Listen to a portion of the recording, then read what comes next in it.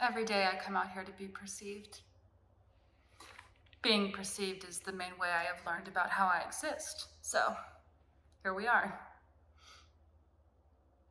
First, I do my morning routine. It involves crushing a can of whole tomatoes. I need to crush them by hand. They cannot be pre-crushed.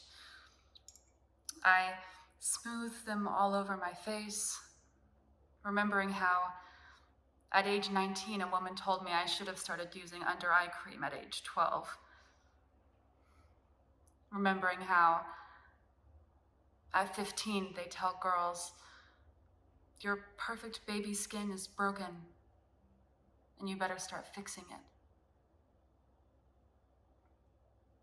After the tomatoes, I drink approximately 32 ounces of water, and then I plunge my face into an ice bath in the sink to close up the pores. Remembering how Aristotle said, women have more pores to let the devil in. Luckily, my pores on my arms and legs are receiving only warmth from my nightly bath. It isn't that I don't like to be perceived. I mean, obviously I come out here every day with such a purpose. I hope to be seen, like any woman would. I view being perceived as a hobby, but I also use it to practice sending psychic messages to those that perceive me. I like to tell them, what you see is not what you get. I like to tell them, behold me at your own risk.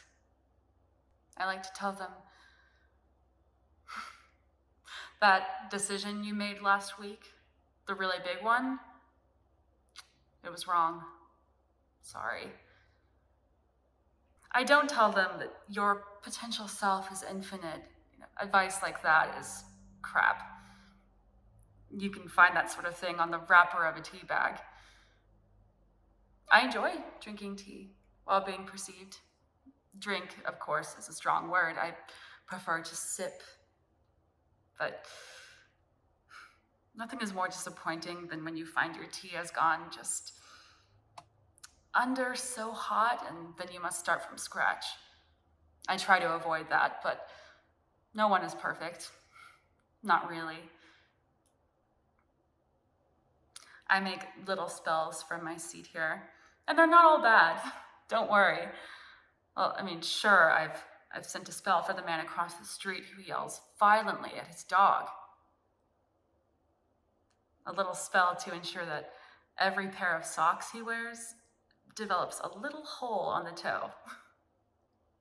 That it grows imperceptibly with each wear.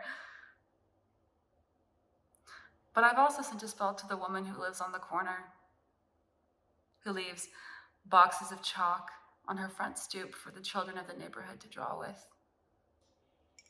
A little spell that, when she switches lines at the grocery store, it will pan out well for her.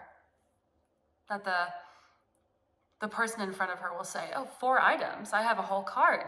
No, please, I insist, go before me. And she'll be out of there before her feet even hit the ground.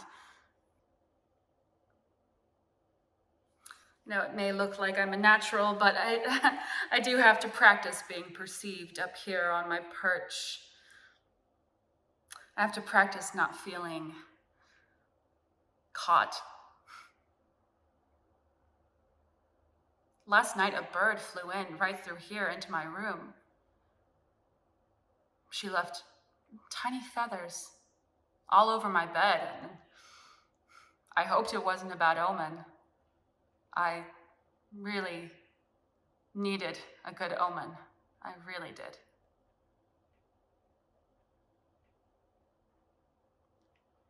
I closed the door, and I worried she would barrel headfirst into the ceiling. I opened the door wide and willed her out.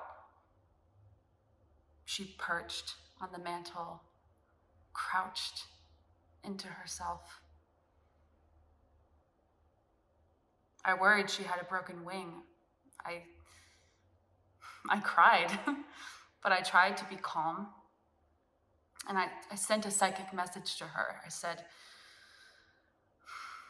I believe that you are meant to be free. 1 month ago, I had a nightmare about the bird that would one day come into my apartment. In the dream, she's half dying. And I'm supposed to end her suffering, but I cannot do it. And I wake up crying, shaking.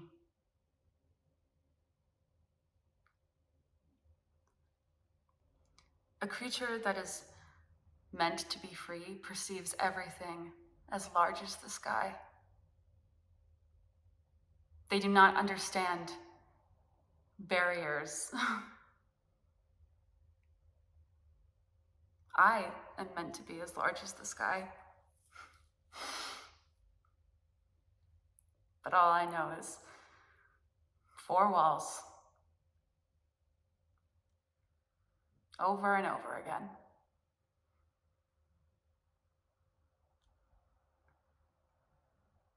Well, the bird stood up, looked at the open door, and flew right out.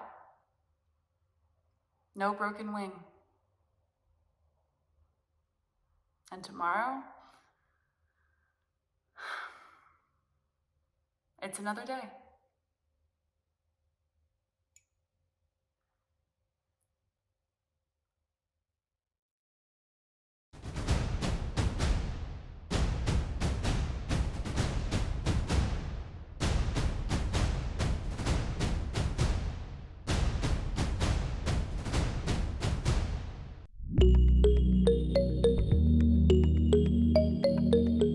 The 24-hour plays is an artistic home for me.